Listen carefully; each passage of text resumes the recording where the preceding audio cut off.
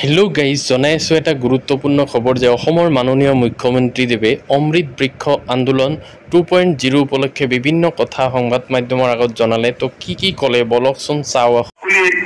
কেইডাল যদি ঢুকায় বা মৃত্যু হয়, লগে লগে তাক যাতে আমি ৰিপ্লেচ কৰিব পাৰোঁ, তাৰ কাৰণে আমি 4 কোটি গছ পুলি আমি তৈয়াৰী কৰি ৰাখিম, 3 কোটি গছ পুলি আমি ৰোপণ কৰিম।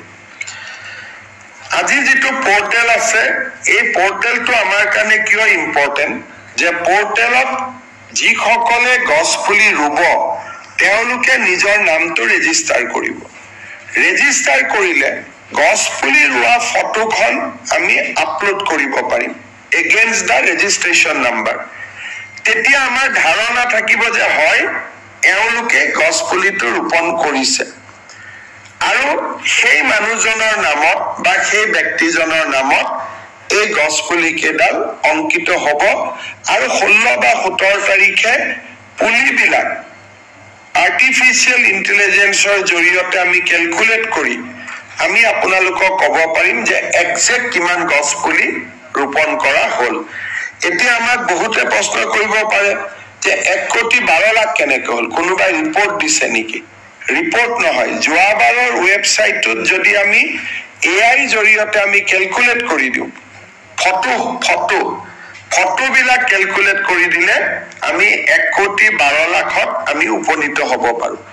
ৰিপৰ্ট আৰু ফটো দুইটা মেটচ কৰি যায়। সেইকাৰণে আমি এই পোৰ্টেলটো আজি ইয়াতে উদ্বোধন কৰিছোঁ। আপোনালোকে জানে যে প্ৰধানমন্ত্ৰী নৰেন্দ্ৰ মোদী ডাঙৰীয়াই এটা আহ্বান জনাইছিল যে এক পেৰ মা কে নাম, অৰ্থাৎ মোৰ মাৰ জন্মদিনৰ দিনা এডাল গছ পুলি মই ৰূপায়ণ কৰিব পাৰোঁ।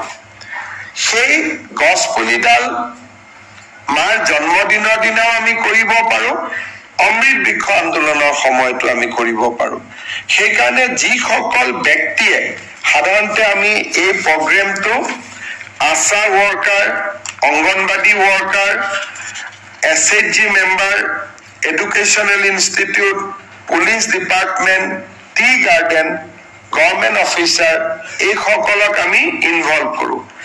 এইবাৰ আমি আৰ্মি, এয়াৰফ'ৰ্চ, আছাম ৰাইফলছ, ডিফেন্সকো আমি ইনভলভ কৰিছোঁ আৰু লগত যিসকল ব্যক্তিয়ে প্ৰধানমন্ত্ৰী মোদী ডাঙৰীয়াৰ এক পেৰ মা কে নাম এই কাৰ্যসূচীত নিজক জড়িত কৰিব খোজে, তেওঁলোকে ব্যক্তিয়েও যদি এই কোনোবা SHGৰ মেম্বাৰ নহয়, কোনোবা স্কুলৰ ষ্টুডেণ্ট নহয়, কলেজৰ ষ্টুডেণ্ট নহয়, কোনোবা অংগনবাদী নহয়, আশা নহয়, পুলিচ নহয়, ডিফেন্স পাৰ্চনেল নহয়, NGO নহয়, মই এজন ব্যক্তি, কিন্তু সেই ব্যক্তিজনেও পোৰ্টেলত ৰেজিষ্টাৰ কৰাৰ কাৰণে সুবিধা পাব। এই গোটেই আন্দোলনটো আমি বিভিন্ন ফৰেষ্ট ডিপাৰ্টমেণ্টে বিভিন্ন সংস্থাৰ সৈতে জড়িত হৈ ৰূপায়ণ কৰে।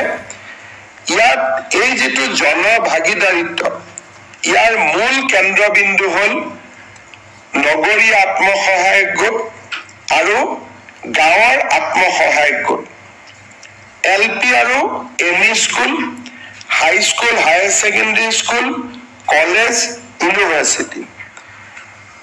ইয়াৰ পিছত আমি সকলোকে টাৰ্গেট কৰি দিয়া আছে যে ৰুৰেল SHG মেম্বাৰ এজনে কেইটা গছ পুলি ৰুব, LP ME প্ৰত্যেকখন স্কুলত 35ডালকৈ গছ পুলি ৰুব লাগিব, হাই স্কুল, হায়াৰ ছেকেণ্ডেৰী স্কুলত 75ডাল, কলেজত 71ডাল, ইউনিভাৰ্চিটিত 500ডাল। অংগনবাদী কৰ্মী, district police, APBN, home guard, VDP, air force, army, Assam rifles, BSF, CISF, CRPF, SSB, ITBP, NDRF, SDRF, AFPF, ASA, চাহ বাগিচা, small tea growers, FPO, farmers produce organization, FPC, farmers, NGO আৰু এটা আদাৰ্ছ। এই গোটেইখিনি আমি হিচাপ কৰিলে 3 কোটি টাৰ্গেট এটা আমি পাব পাৰোঁ। জিলা ৱাইজো আমি টাৰ্গেট বনাই দিছো বঙাইগাঁৱত ইমান বৰপেটাত ইমান সেই ধৰণে আমাৰ ডিসি সকলেও এই গোটেই ব্যৱস্থাত যোগ দিব মই আগতে কৈছো যে ডিস্ট্ৰিবিউশন পইণ্টস যিমানে হয় কামখিনি কৰিবৰ কাৰণে সিমানে সুবিধা হয় এইবাৰ আমি 4000 ডিস্ট্ৰিবিউশন পইণ্টস আমি ৰাখিম যেনেকে ইলেকশনত ইভিএম বিতৰণৰ কাৰণে এটা ডিস্ট্ৰিবিউশন পইণ্টস হয় আকৌ ভোটৰ সময়ত লৈ যায় ভোটৰ সময়ত ঘূৰাই লৈ আহে তেনেকে আমি 4000 ডিস্ট্ৰিবিউশন পইণ্টস ৰাখিম যাতে মানুহে ঘৰৰ নিচে কাষতে এই সুবিধা পাব পাৰে মই বন বিভাগৰ মন্ত্ৰী চন্দ্ৰমোহন পাটোৱাৰী ডাঙৰীয়া আৰু তেওঁৰ এন্টায়াৰ টিমটোক মই আগতীয়াকৈ শুভেচ্ছা জনাইছো অসমে এটা নতুন গোটেই দেশকে এটা নতুন পথ দেখুৱাবৰ বাবে চেষ্টা কৰিছে মই অমৃত বৃক্ষ আন্দোলনৰ দ্বিতীয় সংস্কৰণৰ সফলতা কামনা কৰিছো